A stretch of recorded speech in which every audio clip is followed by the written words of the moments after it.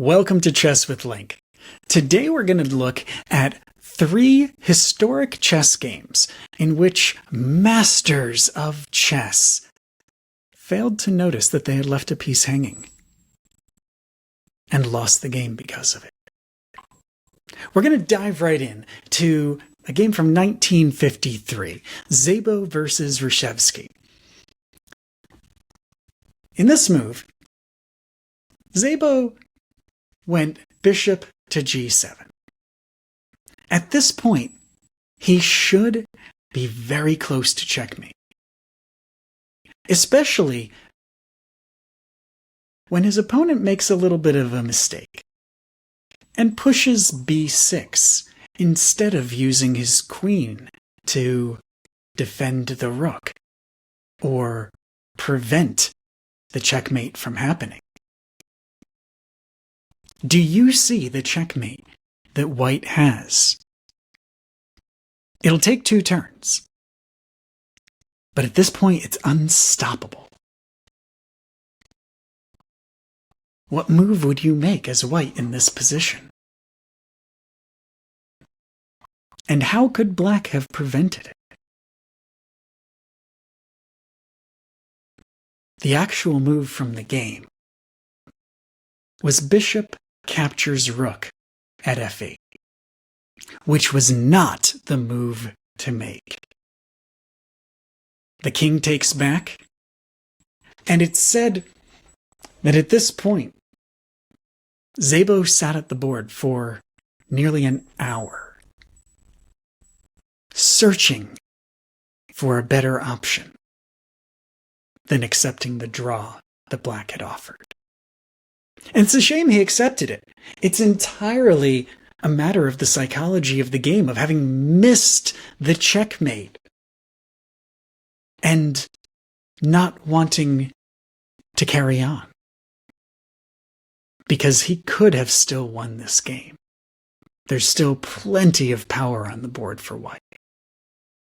But that blunder, that hanging bishop, going after a underprotected rook, lost him the game.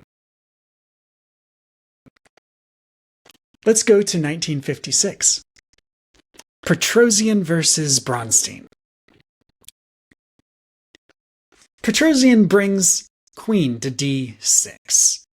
Now that queen is not immediately threatening checkmate. This is a complex position. The rooks are already guarded by the d7 knight.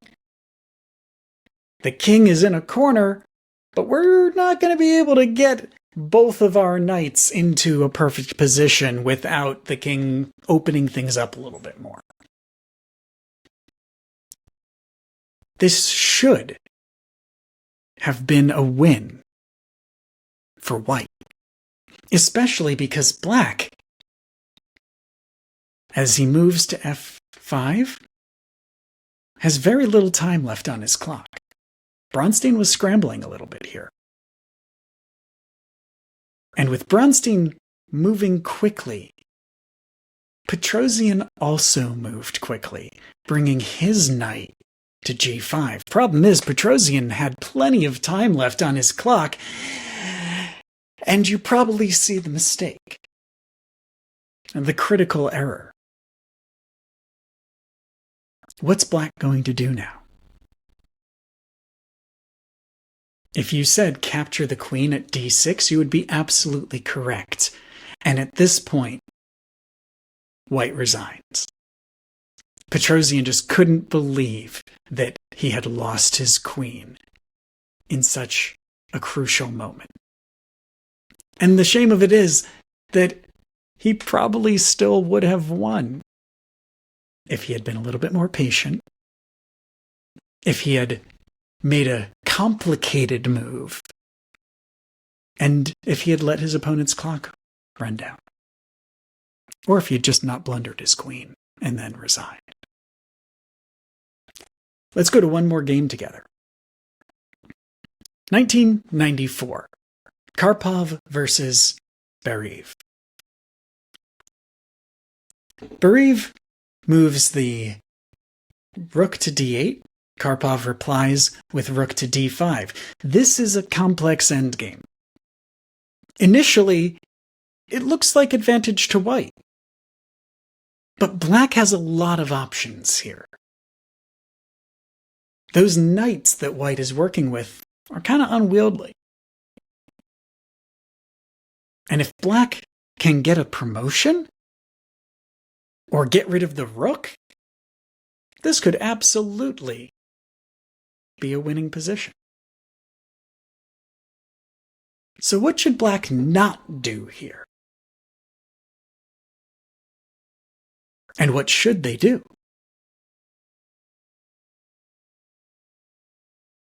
Have you found it?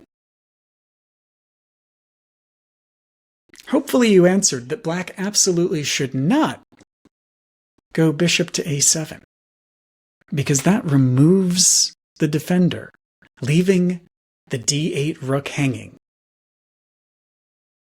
which Petrosian noticed and stepped forward to capture the rook and get checkmate as well. Because, after all, the knight at f5 is guarding the king's only escapes, and he's blocked in at f7 by his own pawn, turning what was a very balanced situation into a one-turn checkmate for white. This doesn't just happen in older games. I know sometimes we can have a bias against chess games played before the era of super advanced tactical computer chess. But just to leave you with one more example here, a little bonus round. This is Carlsen versus Nakamura. Now they are playing at high speeds. And there is a mouse slip involved. But when Nakamura takes the pawn at e7, Carlsen responds with queen to f6. He was planning to take the pawn at b6, but he didn't. Moving too fast, clicking a little recklessly, he hung his queen and resigned when she was taken. Watch your diagonals. Watch your long-range protection pieces.